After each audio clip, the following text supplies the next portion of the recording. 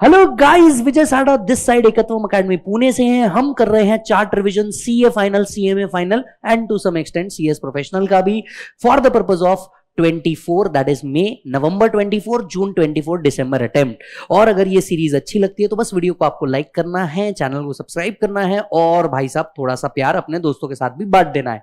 ये जो है ये डीटी के फाइनल वाले चार्ट्स है जो मात्र 87 पेजेस में इंटरनेशनल टैक्स के साथ कवर किए जा रहे हैं। ekatwamacademy.com इज द वेबसाइट जहां से आपको ये मिल जाएंगे।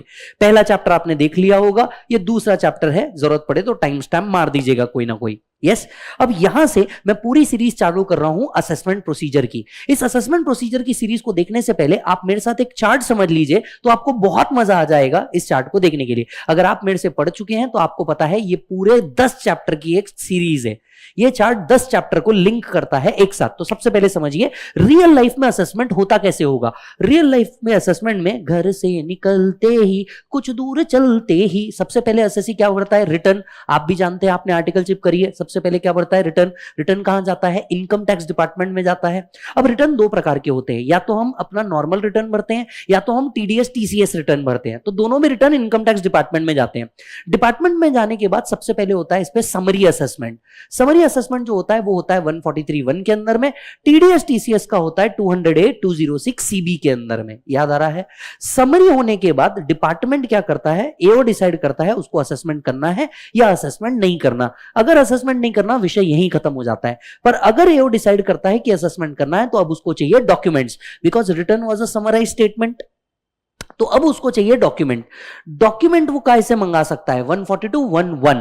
142(1)(1) के दो पार्ट है। 142(1)(1) कुछ लोगों को रिटर्न भरने को बोलेगा।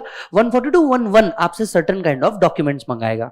डॉक्यूमेंट्स मंगाने के बाद डिपार्टमेंट क्या करेगा? अब इस डॉक्यूमेंट्स का स्क्रूटनी करेगा। यस, दो बातें हो सकती है, उसको समझ में आया, उसको समझ में नहीं आया। मान लीजिए अगर उनको आपके अकाउंट समझ में आ गए तो आपका असेसमेंट 143(3) के तहत हो जाएगा, जिसको हम रेगुलर असेसमेंट, स्क्रूटनी असेसमेंट कहते हैं। पर मान लीजिए उसको आपका असेसमेंट समझ में नहीं आया, उसको आपके अकाउंट्स इनकम्प्लीट लग रहे हैं, अकाउंट्स पे सस्पिशन लग रहा है, तो वो अपने दो पावर को यूज करेगा। पहला पावर होगा वो आपको बोलेगा स्पेशल ऑडिट करा के आ अंडर सेक्शन 142(2)(a), और हो सकता है कुछ जगह पे सस्पिशन की जगह से वैल्यूएशन रिलेटेड इशू हो तो वो वैल्यूएशन ऑफिसर से वैल्यूएशन करवाने के लिए बोल सकता है, और उसके बाद जाकर के आपका स्क्रूटनी और रेगुलर असेसमेंट हो सकता है। ये तो हम तब की बात कर रहे हैं जब रिटर्न भरा, इंफॉर्मेशन मंगाया और तुम सब चीजों को कंप्लाई कर रहे हो। अगर तुमने रिटर्न नहीं भरा या चीजों के साथ कंप्लायंस नहीं किया, वो आपकी बजा सकता है, that is best judgement assessment. तो याद रख लेना, असेसमेंट दो प्रकार के होते हैं, या तो रेगुलर असेसमेंट या तो बेस्ट जजमेंट असेसमेंट। ये सारे असेसमेंट कंप्लीट करने के बाद वो एक ऑर्डर निकालेगा, इसको हम कहेंगे असेसमेंट ऑर्डर। इस असेसमेंट ऑर्डर के बाद दो बातें होंगी, या तो एसएससी असेसमेंट ऑर्डर को एक्सेप्ट करेगा, पे करेगा और पूरा ट्रांजैक्शन यहीं खत्म हो जाएगा। यस, या तो फिर एसएससी को अगर ऑब्जेक्शन है इस असेसमेंट ऑर्डर से तो उसके पास 3 ग्रीवियंस रिड्रेसल मैकेनिज्म है। What are the 3 grievance redressal mechanism? Appeal, revision, rectification. So these are the 3 grievance redressal mechanism. In future department find something, department don't find something. अगर department को future में कुछ नहीं मिला, असेसमेंट इज ओवर। अगर department को future में कुछ मिला, कुछ बड़ा मिला, they can go for search and seizure. कुछ छोटा मिला, they can go for income reassessment. Yes और नो? राइट?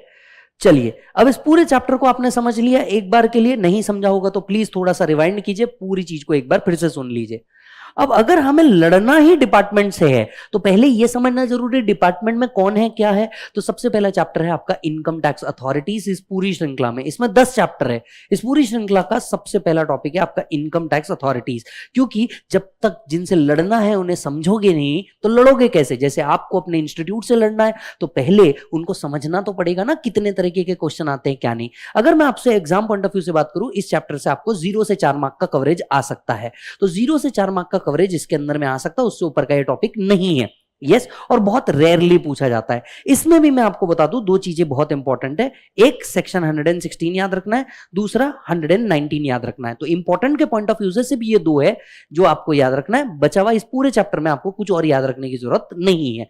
ठीक है, सबसे पहले आपको बताता है इनकम टैक्स अथॉरिटीज के अंदर में कौन कौन आता है। बताओ, चलो याद करके देखो। सबसे ऊपर कौन था? सीबीडीटी। सीबीडीटी के नीचे कौन था? PDGIT, CCIT, principal CCIT, DGIT. Full form भी मैं आपको बता देता हूं। PDGIT, principal director general of income tax. PCCIT, principal chief commissioner of income tax, CCIT chief commissioner of income tax, DGIT director general of income tax. तो सबसे पहले है सीबीडीटी, सीबीडीटी के नीचे कौन है बेटा? प्रिंसिपल, सीसीआईटी और सीआईटी। उसके नीचे कौन है बेटा? सीआईटी, डीआईटी या सीआईटी अपील। यस, उसके नीचे कौन है? जेसीजेडी, इस साल का अमेंडमेंट जेसी अपील्स। इस साल एक नई पोस्ट ऐड की गई है, JC appeals under the income tax authorities. Next ACDC ADDD, ACDC ADDD assistant commissioner, deputy commissioner, deputy director and additional director. उसके नीचे आईटीओ, उसके नीचे टीआरओ, उसके नीचे इंस्पेक्टर ऑफ इनकम टैक्स। ये सभी लोग इनकम टैक्स अथॉरिटीज माने जाएंगे। आगे कई जगह पे रेफरेंस आता है इनकम टैक्स अथॉरिटीज का, तो ये याद रखना पड़ता है। बताइए, क्या हाईकोर्ट इनकम टैक्स अथॉरिटी है? नहीं। क्या आईटैट इनकम टैक्स अथॉरिटी है? नहीं। क्या supreme court income tax authority है? नहीं। क्या advance ruling income tax authority है? नहीं। क्या dispute resolution income tax authority है? नहीं। इनकम टैक्स अथॉरिटी मतलब इतने ही लोग। उसमें से भी मैं आपको याद दिला दूं, only few can act as AO. Can you please tell me who can act as AO? JC, ACDC, ITO, only these people can act as AO. याद आ रहा है? Only these people can act as AO. Yes, तो आप चाहें तो मस्त ऐसा एक नाग बना सकते हैं यहां पे। Yes, only these people can act as AO. अब आते हैं सेक्शन 119 के ऊपर, पावर ऑफ सीबीडीटी। सीबीडीटी के पास क्या पावर है सर? सीबीडीटी के पास पावर है नोटिफिकेशन, सर्कुलर या ऑर्डर इशू करने का। Order include special order, order include special order. Yes, तो कोई भी instruction, direction, circular and notification board issue कर सकता है। हालांकि दो तरीके के ऑर्डर इशू नहीं कर सकता। याद करके देखो, दो तरीके के ऑर्डर सीबीडीटी इशू नहीं कर सकता। Board is not empowered to issue following order. पहला, require income tax authority to make a particular assessment और make assessment in a particular manner. Assessment उठाना और कौन सा उठाना ये प्योरली डिस्क्रिप्शन है किसका? एओ का। तो असेसमेंट कौन सा करना है ये आपको कभी भी बोर्ड कम्युनिकेट नहीं कर सकता। हाँ, बोर्ड रूल्स रेगुलेशंस ला सकता है कि असेसमेंट के लिए ये फ्रेमवर्क रखिए, पर कौन सा असेसमेंट करना है ये प्योर डिस्क्रिप्शन है एओ का। दूसरा, interfere in the work of CIT appeal. CIT work के अपील के केस में आप इंटरफियर नहीं करेंगे, वो एक इंडिपेंडेंट अथॉरिटी है। वो कौन सी अथॉरिटी है बेटा? इंडिपेंडेंट अथॉरिटी है। यस और नो? कुछ बातें और। पहला, decision of boards are not binding on court. भले ही सीबीडीटी एक अथॉरिटी है, राइट, पर इनके डिसीजंस कोर्ट पे बाइंडिंग नहीं है। Court is an independent authority. Delhi flour mills का केस था। दूसरा, जो सर्कुलर बोर्ड इशू कर रहा है, it is mandatory on department, not mandatory on SSC.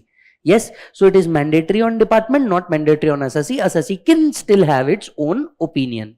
yes, चलिए फिर सेक्शन 119A, बोर्ड एक टैक्स पेयर चार्टर लेकर के आया है। हालांकि आपके सिलेबस में टैक्स पेयर चार्टर नहीं है, तो यहां पे सिर्फ इतना बोला है that board shall adopt and declare a tax payers charter. Yes, next point पे आते हैं, सेक्शन 129, इनकम्बेंट ऑफ ऑफिस।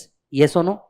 अब यहां पे एक सवाल आता है, बताइए कोई ऑफिसर था वो चले गया और उसके जगह पे कोई न्यू ऑफिसर आ गया, तो न्यू ऑफिसर को जीरो से चालू करना है या वो वहां से कंटिन्यू कर सकता है जहां से पहले ऑफिसर छोड़ के गया था? सेक्शन 129 बोलता है he should continue from where the earlier officer has leaved the office. From where the earlier officer has leaved the office. Yes, हालांकि एसएससी रिक्वेस्ट कर सकता है टू रिलुक द केस।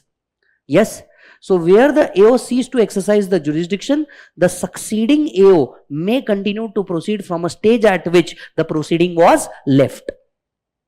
ठीक है, फिर आता है section 127, power to transfer the cases. सवाल उठता है क्या इनकम टैक्स अथॉरिटी का केस किसी और को ट्रांसफर किया जा सकता है? Answer is yes, higher authorities कर सकती है। हायर अथॉरिटीज मतलब कौन हो गई? एओ के ऊपर वाले, मतलब सीसीआईटीज, डीजीआईटीज एंड सीआईटीज। ये क्या कर सकते हैं? केस ट्रांसफर कर सकते हैं after recording the reason and giving OOBH।